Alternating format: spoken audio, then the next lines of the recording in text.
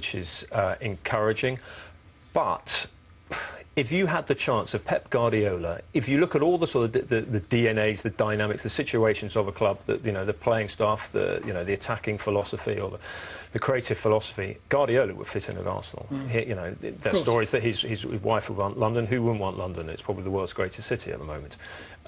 So I'm surprised that Arsenal aren't interested there, but it would require Wenger to win a trophy and then walk away. And Wizzy, you're a big Wenger fan. I can't imagine Wenger would consider walking away. There's been a bit of talk. There has been a theory this week though in the game. It's not been written anywhere that I've seen, but the theory is that Wenger would win the title and out at the end of this season and make way for Guardiola. I just can't see Wenger's ego allowing that ever to happen. But could it happen?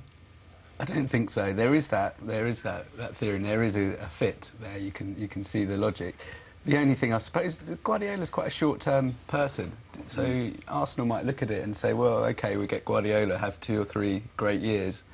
What do we do after that? Wenger could be there for another 5 or 10 years. I mean, I wouldn't rule that out completely. So it doesn't, from their point of view, that doesn't necessarily make complete sense. I think clubs are quite happy to work for 2 or 3 years. I think the short-term world we live in. But Wenger and the Ferguson, those sort of managers aren't going to come around again. That they have these sort of long 20-year dynasties at a club. I think if you offered Arsenal sort of 3 years of actually getting to Champions League finals and winning things for the next 2-3 years, and then maybe some doubts longer term, I think that they would accept that. But I agree with you. I can't see Wenger winning something and walk away. I think these managers have got. Wenger thinks he's a better manager than Guardiola. That's the vibe I would get. I don't think he sees why he would be doing anyone a favour by walking away. Do you think there's just a little bit of Guardiola sitting back, all the Man City deals on the table, he knows what it is, he knows what the crack is, he knows he get plenty of money to spend, but he's just wondering ever so slightly if something might happen with Wenger, if he might suddenly just walk away. I mean, there's no reason to think it might happen, but maybe there's just a little bit of wondering, because, as you say, it looks the perfect fit, doesn't it? So on a simple employment perspective, how can Pep Guardiola actually sign a contract if it's on the table for Manchester City when there's someone engaged? Because well, he hasn't necessarily signed a contract yet. No, I'm just saying he knows what the contract is. He knows what's on offer.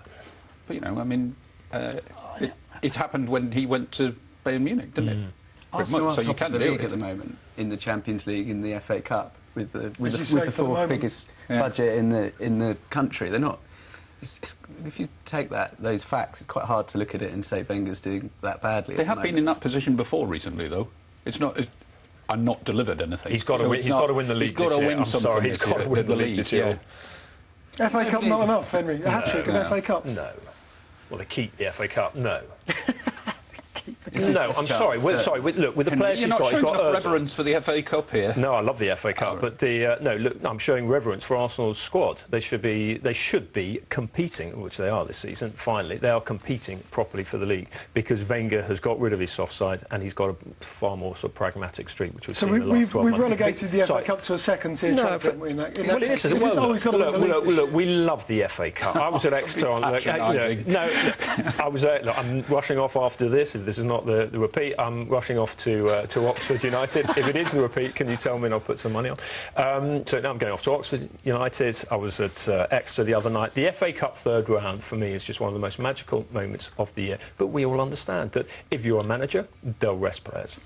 I think the fans are still pretty much sort of turning up. The media loves it, but the FA Cup isn't what it was. I think everyone understands that. When we were growing up, what other matches were there on television apart from internationals? It was the FA Cup. It was the biggest moment of the year.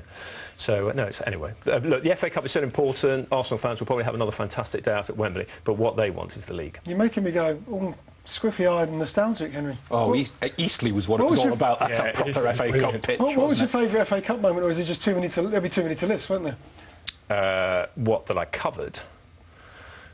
All-time FA Cup moment. Leeds United winning at Manchester United was fairly lively.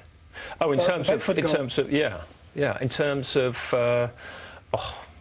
Charlie George's celebration. 71, I'm old enough to remember that, just as an iconic moment. No particular sort of affinity with the teams, but yeah. Oh, Mark Robins. I mean, Mark Robins is all over the papers today. What he did for Manchester United and Ferguson. There's some great Bazaglo. I mean,